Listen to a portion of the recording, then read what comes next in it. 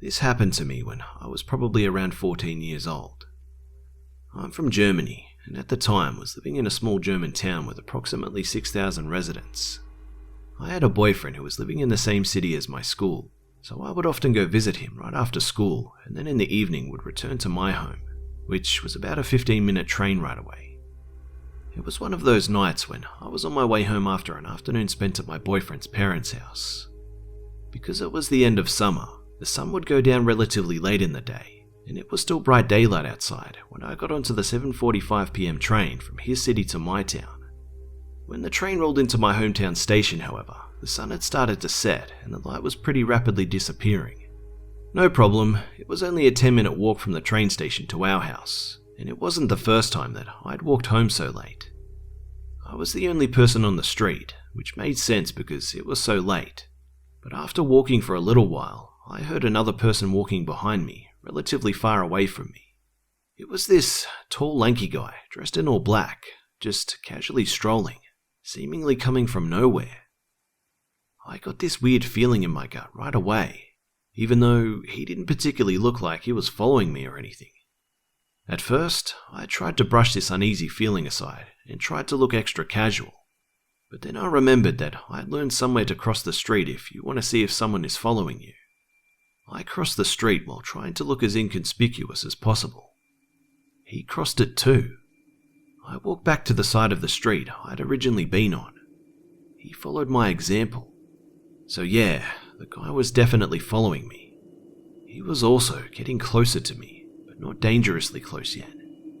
I remember thinking that this street crossing trick I had learned was absolutely useless, because all that had changed now was that I knew for sure that I was being followed, and the creeper probably now knew that too.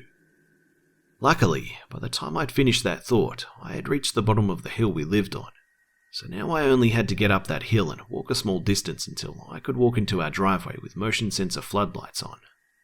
Lanky tall guy was still following me at a steady pace when I made it to the top of the hill.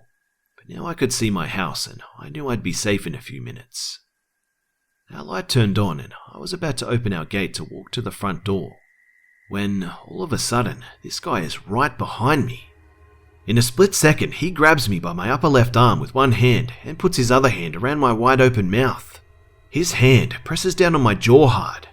He now tries to take my backpack off of my shoulders, to rip my jacket off of me, and tries to push me to the ground, starting to mumble breathy Russian words. For a few moments, I'm completely in shock, just unable to move. I keep thinking, this is it, he'll rape me right here, and then human traffic me to Russia. Thankfully, finally my adrenaline is kicking in, and I try to actually fight the guy off. He is still trying to push me down, but all the leg presses at the gym paid off, and I managed to push back enough so that he couldn't get me down. I try to bite him, but he's pressing down so hard on my open mouth that I can't move it. So I lick his hand, just slobber all over his palm. And it works. He lets go of me, backs off of me. I turn around and look him straight in the face and start yelling, "You asshole." He turns around and runs away from me. That was one of the scariest moments of my life. I was so shaken that I couldn't find my key and had to ring our doorbell and couldn't even tell my mum what had happened because I was sobbing so hard. Plus, my jaw was hurting pretty bad.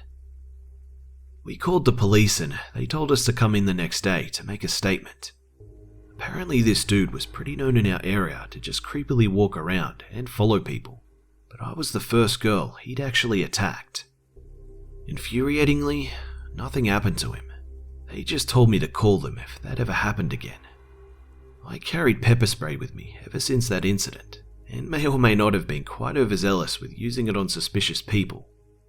I saw the creepy Russian again one more time when I was walking home from a friend's house one afternoon, and I ran the other way as fast as I could till I found a nice family on an afternoon walk who escorted me home. Only now, all these years later, it's clear to me how fucked up this situation really was. I can't believe that the police were so relaxed about it, and that my mum ever let me go out of her sight again.